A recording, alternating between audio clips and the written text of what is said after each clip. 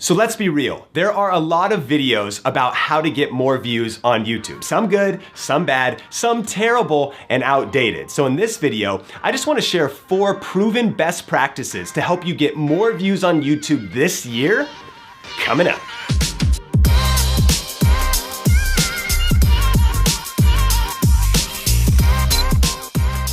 Hey, what's up? Sean here with Think Media, bringing you the best tips and tools for building your influence with online video. And on this channel, we do a lot of tech and camera gear reviews, as well as tips and strategy videos just like this one. So if you're new here, consider subscribing. So recently here on Think Media, we did a 1-hour deep dive YouTube masterclass. And during that training, there was a part where I taught on how to get more views on YouTube this year, focusing on some of the basics and fundamentals and YouTube best practices. And while you may have heard of some of these strategies before, I'm reminded of the quote from Michael Jordan, one of the greatest athletes of all time, when he said, "Get the fundamentals down and the level of everything you do will rise." So I really think to crush it on YouTube this year, it's important that we maybe relook at some of the basic best practices around YouTube and really ask ourselves, have we mastered them? Have we really perfected them? Or can we still grow in these areas? And I think you'll appreciate some of the fresh insights that are also a part of this training. So let's jump into the content right now, and I'll see you right after the video. So now let's talk about the new rules for YouTube success this year and some of the strategies that I'm focusing on. So here's a question, rhetorical. What does YouTube value most? What does YouTube value most? If we want to crush it on YouTube, it's probably important to know what YouTube values most so that we can play by their rules so that we can win on the platform. So what does YouTube value most? Well, when I talk to most people, a lot of times they think it's maybe subscribers. Like, oh, how many subscribers do you have? Or more than that, a lot of times they think it's views. Like, if I can get a lot of views, YouTube will reward me.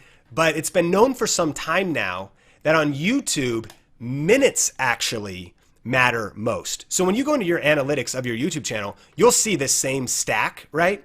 And you'll see that there's a reason minutes is at the top of the list. What YouTube realized a couple years ago was that, well, views are important, but you can game views.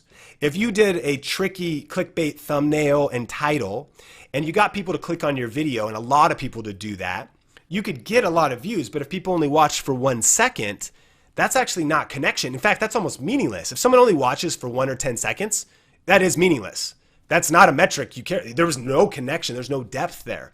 So I started thinking, well, minutes though is like 10x more powerful than a view, because a view is like whatever. But if somebody watches an entire minute, think about that. A stranger doesn't know you, and in our busy lives, they watch a whole minute of your content. It's a big deal. So it's really important to know the new rules on YouTube is that minutes matter most on YouTube. So the first strategy I want to talk about is, well, how do you really increase your watch time? So write this down: thumbnail, title, hook, content.